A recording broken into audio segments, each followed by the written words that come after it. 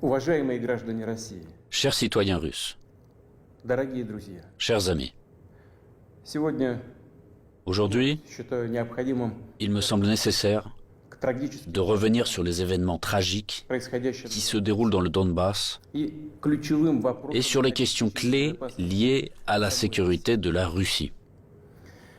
Начну с того, о чем говорил. Je vais commencer par ce que j'ai dit dans mon discours du 21 février de cette année. Речь о том, что вызывает у нас Je me réfère à ce qui nous préoccupe particulièrement, о тех à savoir les menaces fondamentales que font peser sur notre pays de manière démesurée et arrogante, pas à pas, année après année, les hommes politiques occidentaux irresponsables.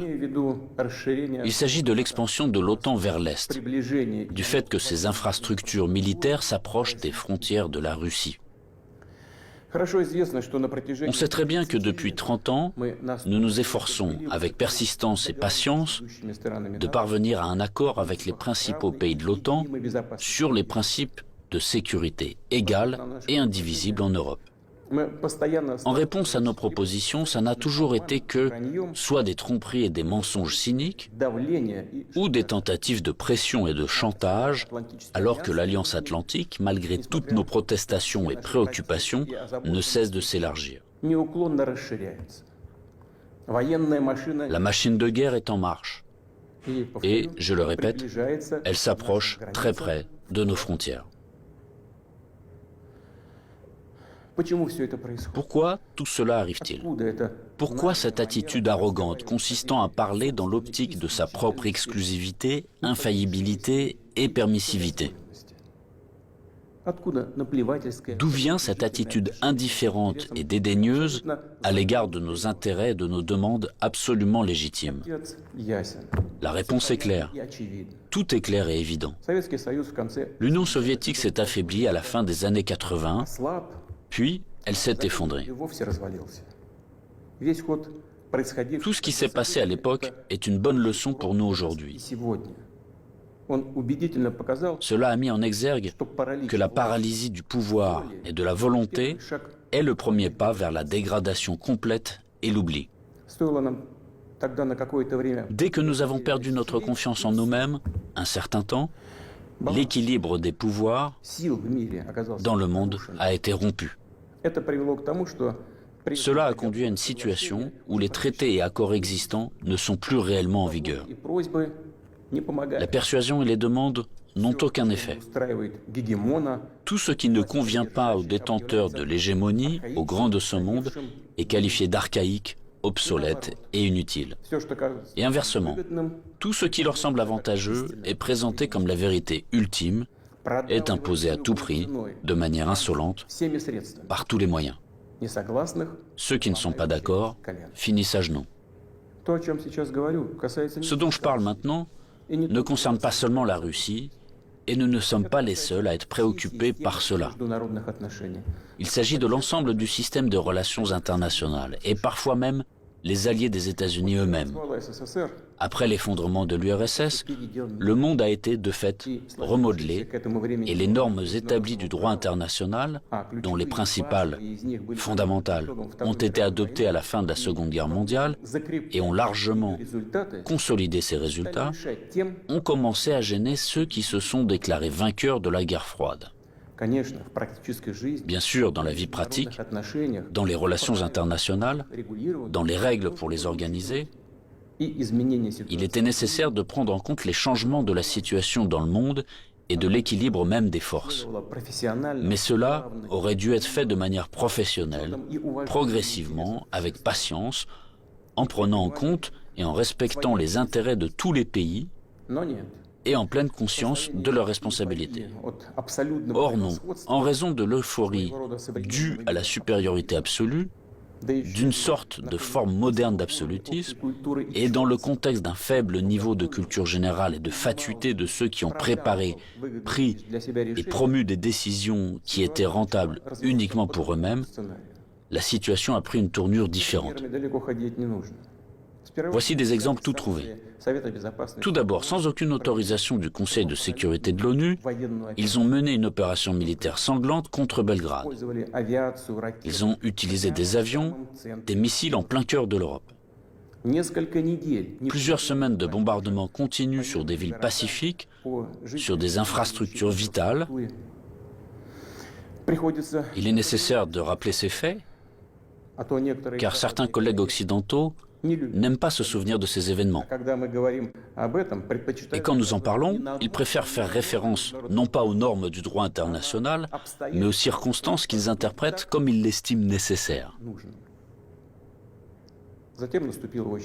Puis est venu le tour de l'Irak, de la Libye et de la Syrie.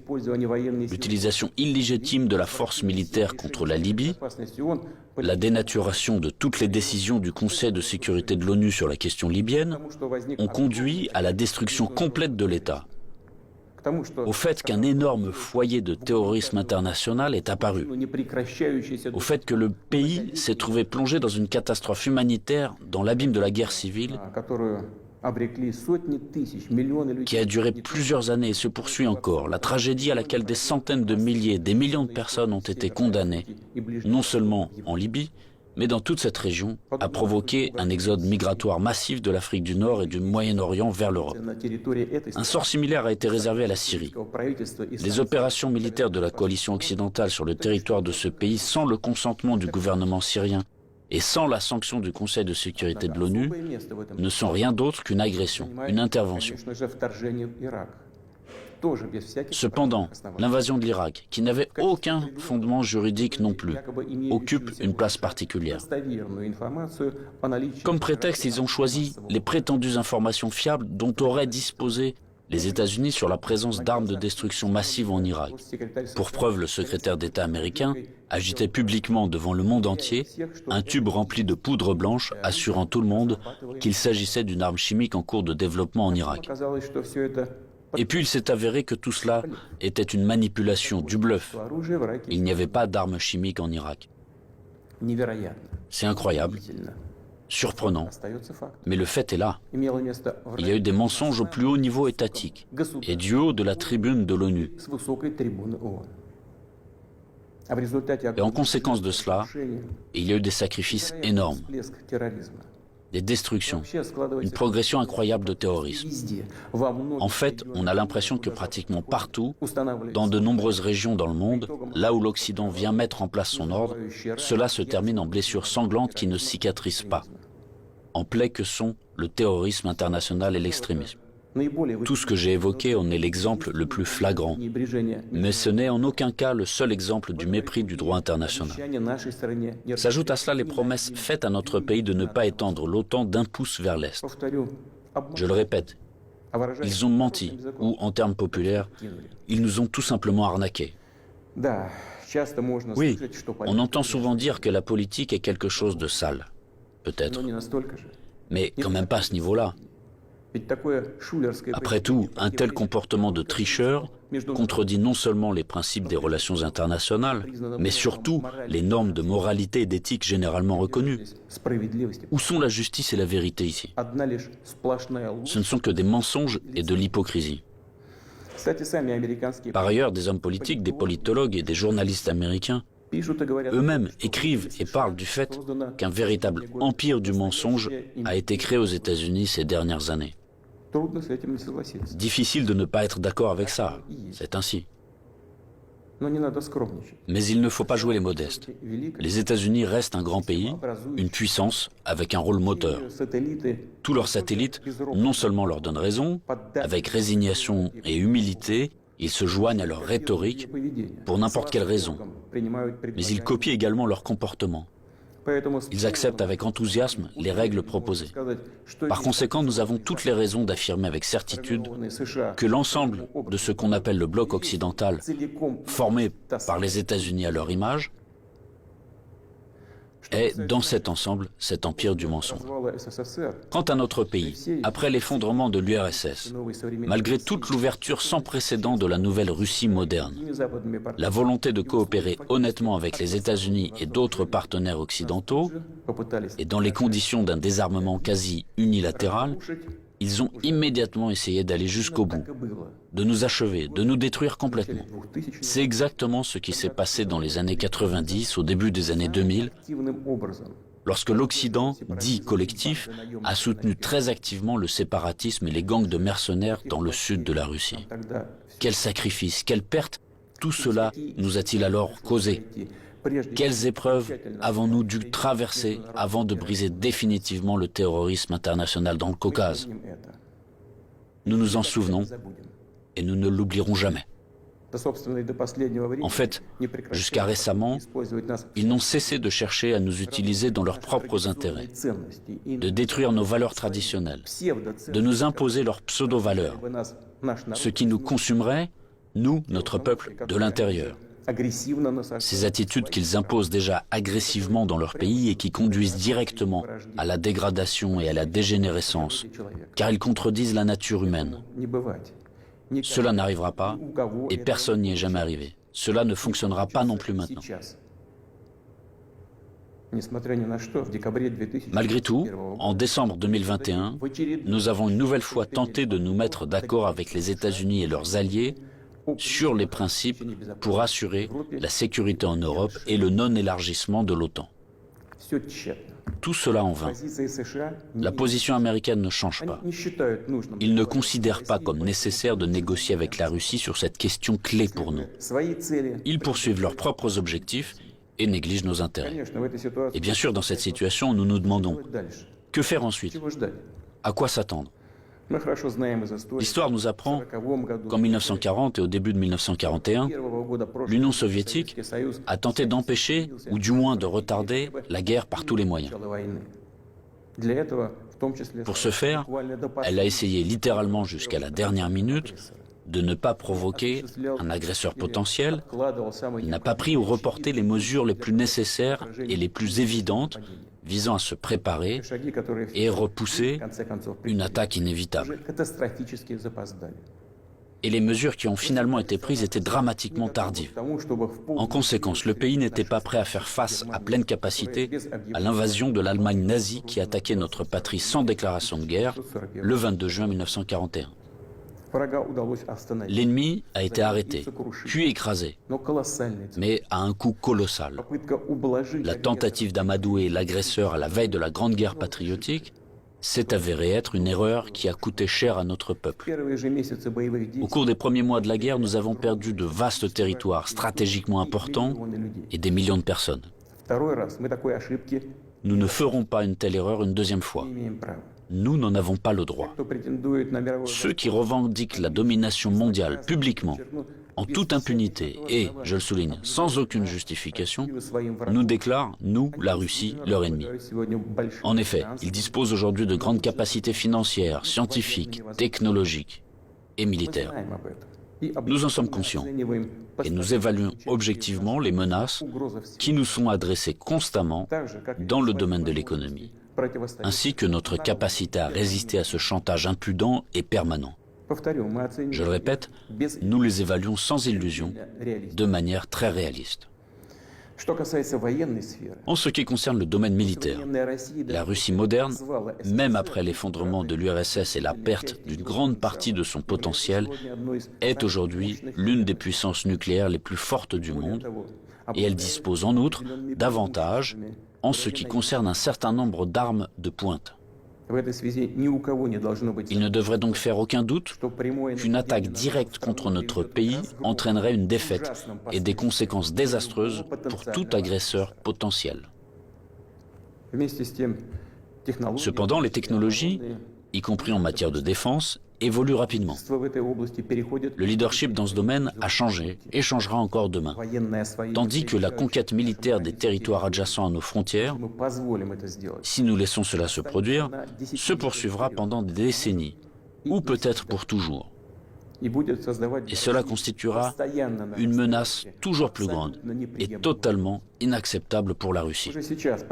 Aujourd'hui même, alors que l'OTAN s'étend vers l'Est, la situation pour notre pays se dégrade et devient chaque année plus dangereuse.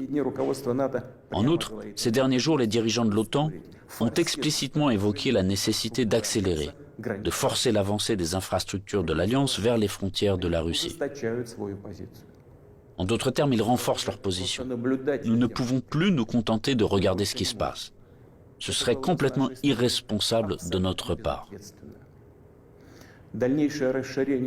La poursuite de l'expansion de l'infrastructure de l'Alliance Atlantique, la conquête militaire des territoires de l'Ukraine qui a commencé, tout cela est inacceptable pour nous. Le problème, bien sûr, ce n'est pas la structure de l'OTAN elle-même. Elle n'est qu'un instrument de la politique étrangère des États-Unis.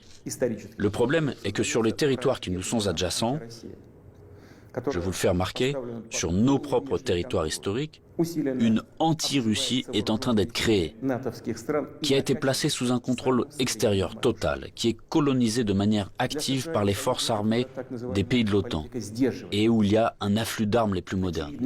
Pour les États-Unis et leurs alliés, il s'agit de ce qui est qualifié de politique de dissuasion de la Russie, de dividendes géopolitiques évidents. Et pour notre pays, c'est finalement une question de vie ou de mort. La question de notre avenir historique en tant que peuple. Ce n'est pas une exagération, c'est la vérité. C'est une menace réelle, non seulement pour nos intérêts, mais pour l'existence même de notre État, pour sa souveraineté. C'est cette même ligne rouge dont on a parlé à plusieurs reprises. Ils l'ont franchie. Par conséquent, il faut parler de la situation dans le Donbass. Nous voyons que les forces qui ont effectué un coup d'État en Ukraine en 2014 ont pris le pouvoir et le conservent, de fait, à l'aide de procédures électorales décoratives et ont finalement renoncé à un règlement pacifique du conflit. Pendant 8 années infiniment longues, nous avons fait tout notre possible pour que la situation soit résolue par des moyens pacifiques et politiques. Tout cela en vain. Comme je l'ai dit dans mon précédent discours, on ne peut pas regarder sans compassion ce qui se passe là-bas. Il n'était tout simplement plus possible de supporter tout cela. Il était nécessaire de mettre fin immédiatement à ce cauchemar, au génocide des millions de personnes qui y vivent, dont le seul espoir est la Russie, dont le seul espoir est en nous. Ce sont ces aspirations, ces sentiments, la douleur des gens qui ont été pour nous le principal motif pour décider de reconnaître les républiques populaires du Donbass. Voilà ce qui me paraît important de souligner davantage. Les principaux pays de l'OTAN, pour parvenir à leurs propres objectifs, soutiennent en Ukraine les nationalistes extrêmes et les néo-nazis, qui à leur tour ne pardonneront jamais aux Criméens, aux habitants de Sébastopol, leur libre choix, à savoir la réunification avec la Russie. Bien sûr, ils iront en Crimée, tout comme dans le Donbass, portant la guerre, afin de tuer, tout comme les punisseurs des gangs de nationalistes ukrainiens, complices d'Hitler pendant la Grande Guerre patriotique, qui massacraient des personnes sans défense. Et ils déclarent aussi ouvertement revendiquer un certain nombre d'autres territoires russes. Tout le cours des événements et l'analyse des informations reçues montrent que l'affrontement de la Russie avec ses forces est inévitable. Ce n'est qu'une question de temps. Ils se préparent, ils attendent le moment favorable. Maintenant, ils revendiquent également la possession d'armes nucléaires. Nous ne laisserons pas faire ça. Comme je l'ai déjà mentionné auparavant, après l'effondrement de l'URSS, la Russie a accepté de nouvelles réalités géopolitiques.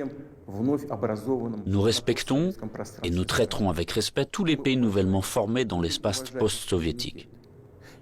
Nous respectons et respecterons leur souveraineté, comme en témoigne l'aide que nous avons apportée au Kazakhstan qui a fait face à des événements tragiques et à un défi lancé à son statut d'État et à son intégrité. Mais la Russie ne peut pas se sentir en sécurité, se développer, exister avec une menace constante venant du territoire de l'Ukraine contemporaine. Je rappelle que dans les années 2000-2005, nous avons riposté militairement aux terroristes du Caucase, défendu l'intégrité de notre État, préservé la Russie. En 2014, nous avons soutenu les Criméens et les résidents de Sébastopol. En 2015, nous avons utilisé les forces armées pour mettre un obstacle sûr à l'infiltration de terroristes de Syrie en Russie. Nous n'avions pas d'autre moyen de nous protéger. La même chose se produit à l'heure actuelle. On ne nous a tout simplement pas laissé d'autres possibilités de protéger la Russie, notre peuple, à l'exception de celles que nous devrons utiliser aujourd'hui. Les circonstances exigent que nous prenions des mesures décisives et immédiates. Les républiques populaires du Donbass ont demandé de l'aide à la Russie. À cet égard, conformément à l'article 51, partie 7 de la Charte des Nations Unies, conformément à l'autorisation votée par le Sénat de la Fédération de Russie et en application des traités d'amitié et d'assistance mutuelle avec la République populaire de Donetsk et la République populaire de Lugansk, ratifiés par l'Assemblée fédérale le 22 février dernier, j'ai décidé de mener une opération militaire spéciale. Son objectif est de protéger les personnes qui souffrent des abus et du génocide de la part du régime de Kiev depuis 8 ans. À cette fin, nous nous efforcerons de démilitariser et de dénazifier l'Ukraine et de poursuivre en justice ceux qui ont commis des crimes nombreux et sanglants contre des civils, y compris des citoyens de la Fédération de Russie. Dans le même temps, nous ne planifions pas d'occuper des territoires ukrainiens. Nous n'avons pas l'intention d'imposer quoi que ce soit à qui que ce soit par la force. Cependant, nous entendons de plus en plus souvent dire en Occident que les documents signés par le régime totalitaire soviétique qui instaurèrent les résultats de la Seconde Guerre mondiale ne devraient plus être appliqués. Eh bien, quelle est la réponse à cette question? Les résultats de la Seconde Guerre mondiale sont sacrés, tout comme les sacrifices de notre peuple sur l'autel de la victoire sur le nazisme. Et cela ne contredit pas les hautes valeurs des droits de l'homme et des libertés fondées sur les réalités de toutes les décennies d'après-guerre. Cela n'annule pas non plus le droit des peuples à l'autodétermination stipulé par l'article 1er de la Charte des Nations Unies. Je tiens à vous rappeler que ni lors de la création de l'URSS, ni après la Seconde Guerre mondiale, personne n'a jamais demandé aux habitants de certains territoires faisant partie de l'Ukraine d'alors comment ils voulaient eux-mêmes organiser leur vie.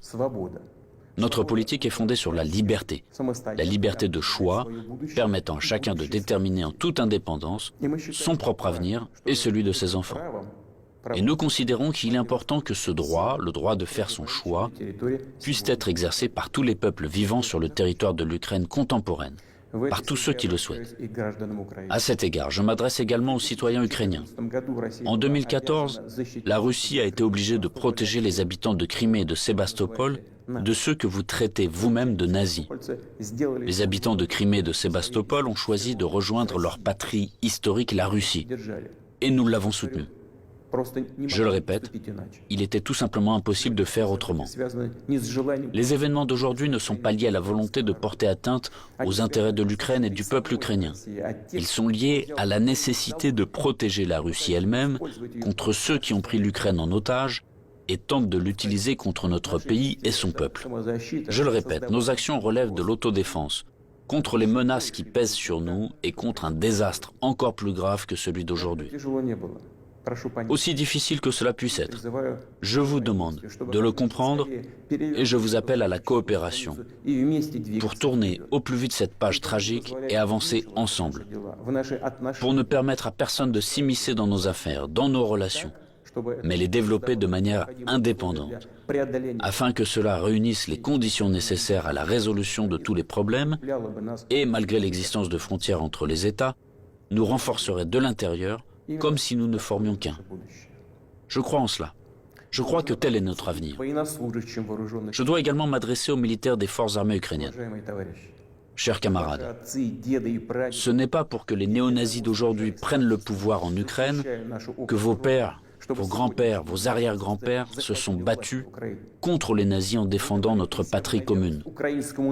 Vous avez prêté serment d'allégeance au peuple ukrainien et non à la junte hostile au peuple qui pille l'Ukraine et persécute ce même peuple. Ne suivez pas ces ordres criminels. Je vous exhorte à déposer les armes immédiatement et à rentrer chez vous. Je tiens à le préciser. Tous les militaires de l'armée ukrainienne qui obéissent à cette exigence pourront librement quitter la zone des hostilités et retourner auprès de leur famille. Une fois de plus, j'insiste fortement. Toute responsabilité pour une éventuelle effusion de sang reposera entièrement sur la conscience du régime au pouvoir sur le territoire de l'Ukraine. Maintenant, quelques mots importants, très importants, pour ceux qui seraient tentés de s'ingérer dans les événements en cours.